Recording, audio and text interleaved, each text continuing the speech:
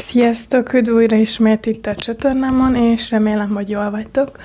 Ma ismételten elhoztam egy igazán izgalmas történetet, úgyhogy kezdjük is el. Ma egy sorozatgyilkosról lesz szó, és érdekel a ti véleményetek is ehhez, hogy mit gondoltok, milyen történeteket kellene még többet mondanom gyerekgyilkosokról, sorozatgyilkosokról, vagy bármilyen tippet nyugodtan írjatok meg, és kezdjük is el. Lengyelországba kezdődik a történetünk, 1946-ban, ahol biztos rosszul fogom kimondani a nevet, viszont próbálom jól kiejteni, de Pavel Tuchlin, legalábbis ez a személy, ez egy férfi név, Górában született, ez Lengyelországban van, és nagyon-nagyon sok testvére volt.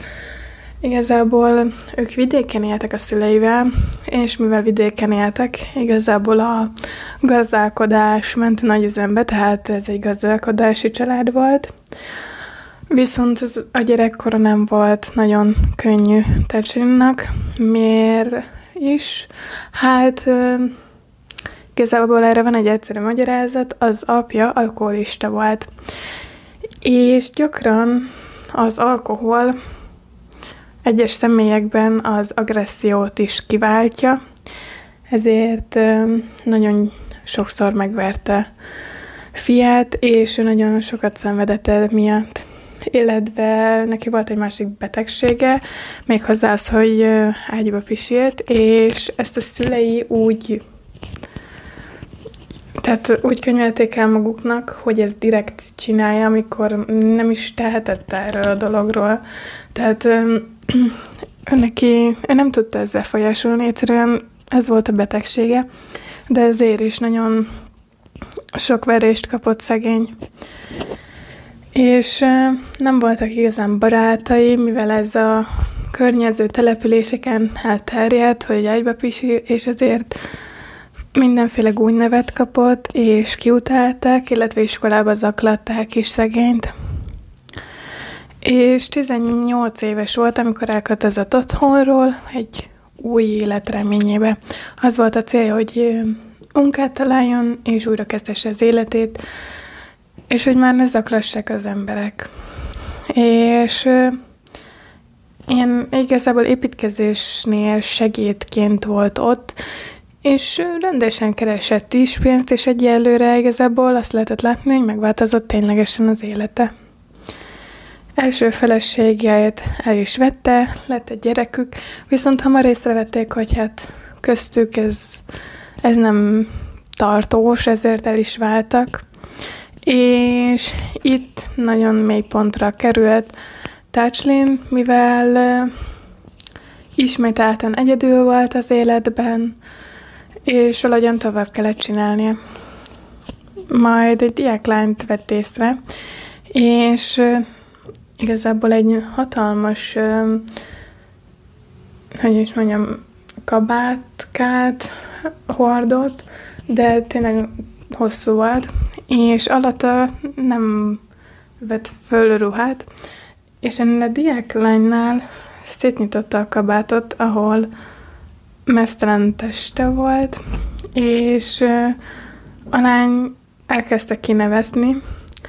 Mondjuk én a hő helyében biztos, hogy elfutottam volna, mert nekem olyan fura lenne, hogyha ezt valaki így megcsinálna a nyilvánosságban, mivel iskola előtt voltak. Én lehet, hogy nem nevettem volna, nem futottam volna, mivel sose lehet tudni, mit akar egy ember, de ez a diáklány elnevette magát, és azt mondta, hogy nincsen mit mutogatnia igazából. És erre fel nagyon mérges lett Tuchlin, és egyre jobban táplálta ezt a gyűlöletét, hogy tehetetlen, és borzalmas tervei voltak.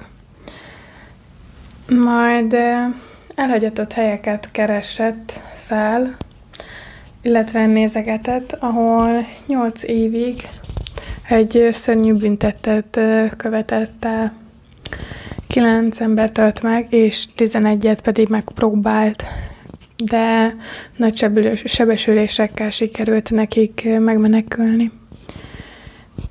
Ebben az időszakban nagy félelme volt egész Lengyelországnak, pluszba, hogy itt van ez a sorozatgyilkosunk, igazából még meg az is ott van, hogy Lengyelországban igazából politikai háborgatások is voltak, és a politikusok, illetve a rendőrök nem voltak érdekeltek abba, hogy esetleg a bűntényt állítsák meg, hogy egy sorozatgyilkos öli sorra az embereket, mert nekik az volt a fontos, hogy hát a politikai zavargásokat lecsillapítsák. Ezért Tetslin igazából csinálhatta a saját dolgát, senki nem figyelt rá fel.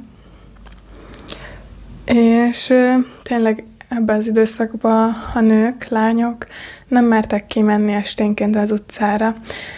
Illetve, hogyha este kellett menniük, vagy esti műszakból mentek haza, mindig megkértek egy férfit, hogy kísérje őket haza, mivel tényleg ekkora volt a félelem, mivel hát nem volt igazából kiszemelt női ideája Tetslingnek, tehát igazából bárkivel megtörténhetett volna a gyilkosság.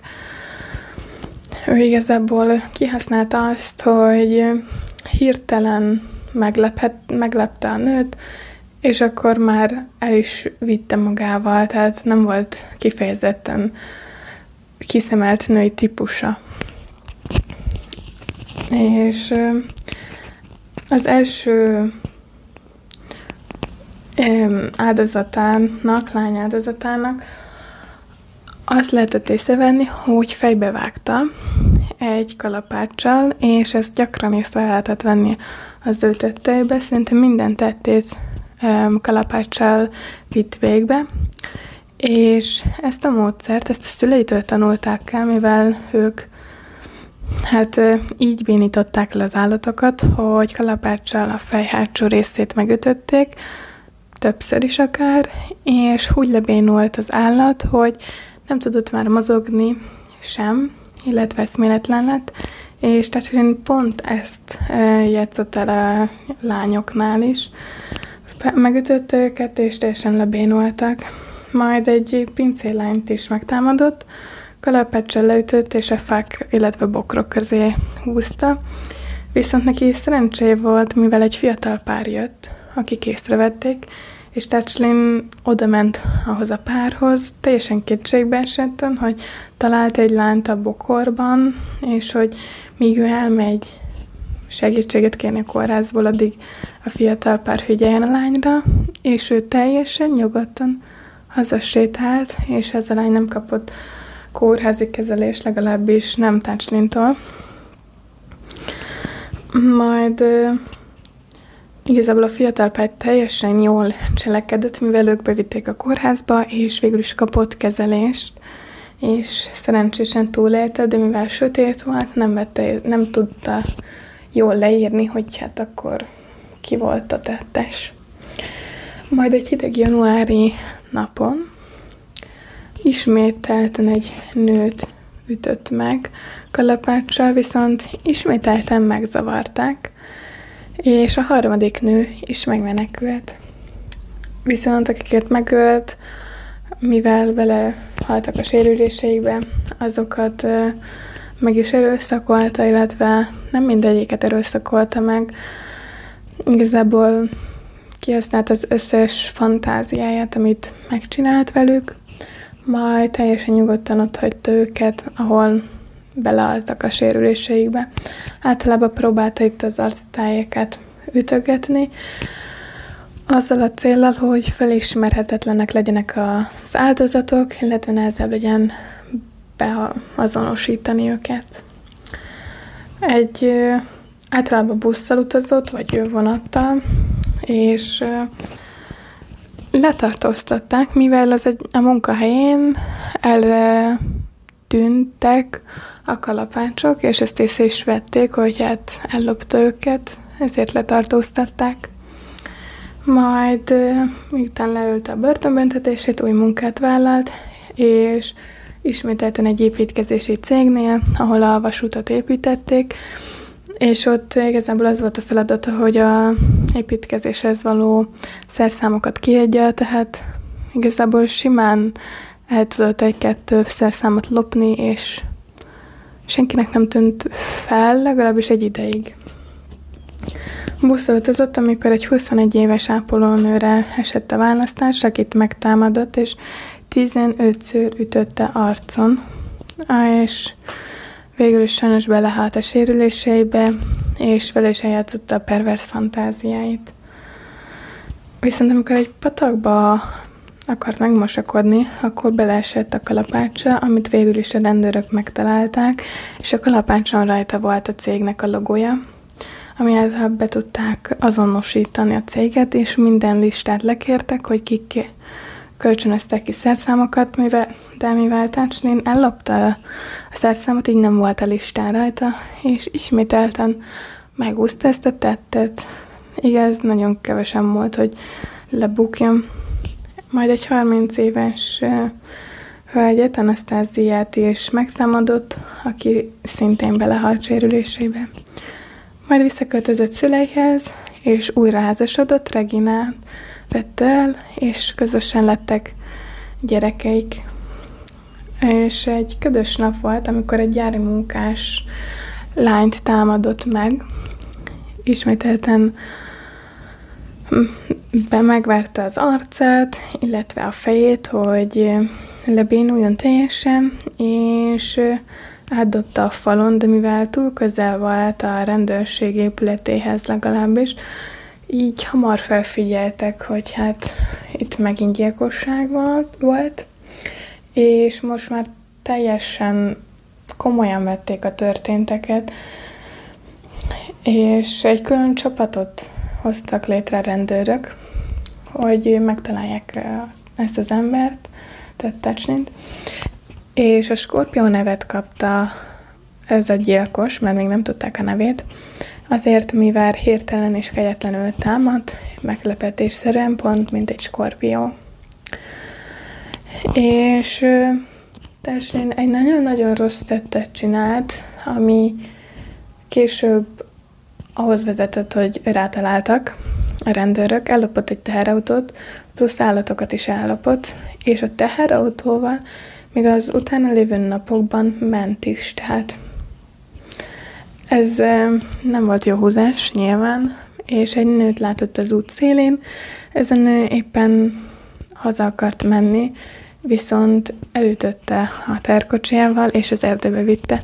Viszont nagyon hideg és rossz idő volt, ezért a kocsi beleragadt a sárba, és úgy döntött, hogy a nőt ott helyben megerőszakolja, és mikor azt hitte, hogy a nő meghalt, akkor ő elment, de nagyon rosszul hitte, mivel a nő nagyon is élt, és a kocsit is ott hagyta, mivel beleragadt a sárba, és a rendőrségnek mindent elmondott a nő, és pontosan le tudta írni a személyiségét ennek a Tácslinnak. És még egy fontos bizonyíték az volt, hogy hát volt jogsia valószínűleg az illetőnek, mivel vezetett kocsit, és ez azért volt akkoriban annyira feltűnő, ami most már nem hiszem, hogy annyira feltűnő lenne, mivel főleg vidéken nagyon kevés embernek volt jogosítványa, illetve nem is tudtak vezetni. És ő tudott. És az összes listát kinyomtattak a rendőrök, hogy megtudják, hogy kiknek van jogsia, kik vezethetnek, és kik vannak a környéken, és hogy esetleg valamelyiknél voltak valamilyen feltűnő jelek. És egyből ráakadtak Tácslinra, majd össze is tudták rakni a kirakó darabjait, mivel ez a nő, akit ő elütött, és azt hitte, hogy halott, egy pontos leírást is tudott adni a személyéről, és ez teljesen egyezett a képpel. Viszont ennek ellenére Tácslin ugyanúgy tudta folytatni a gonosz tettét, mégpedig egy 19 éves varrónőn. Őt is fejbe ütötte, megerőszakolta, majd otthagyta. és egyszer csak lopott a szomszédoktól. Ez megint egy olyan megmagyarázhatatlan tett, de a szomszédok nyilván észrevették, és egyből szóltak a rendőröknek is, akik le is tartóztatták, és ezáltal tehát igazából amúgy is feltűnő volt nekik társnéni, de mivel lopott, így igazából egyből el is fogták, és 4 óra 30 percig hallgatták, tehát 4 órán keresztül egy embert így kihallgatni azért eléggé megterhelő lehet.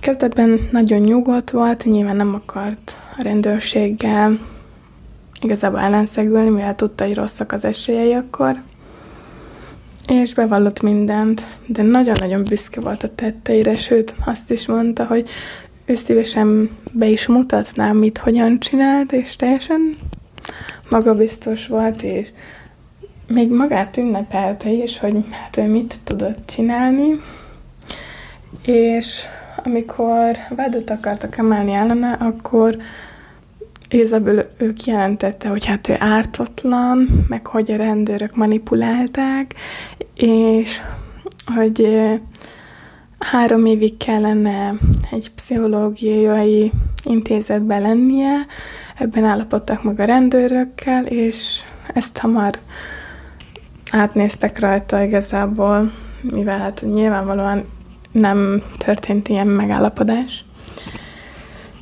És halálra ítélték, viszont utolsó napjaiban teljesen megőrült.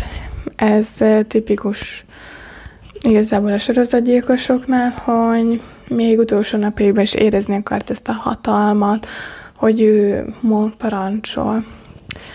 És végezetül meg is halt, és később egy könyvet is írtak róla, illetve borzalmas tettéről, és ennyi is lett volna a videó, kíváncsi vagyok, hogy mit szóltok hozzá, milyen borzasztó tettei voltak, és vigyázzatok magatokra.